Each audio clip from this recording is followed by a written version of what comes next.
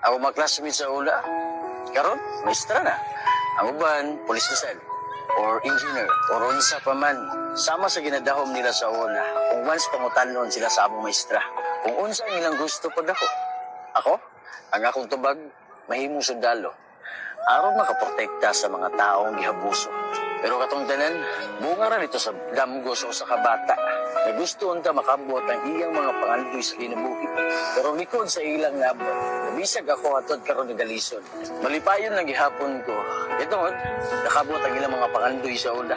Pero bago ko nimo istoryahan ug maot, base sa akong lagian, ano nga ako kahuman? Susiha sa akong kinabuhi ug ang akong kaagi. Ug nganong wa ko kahuman.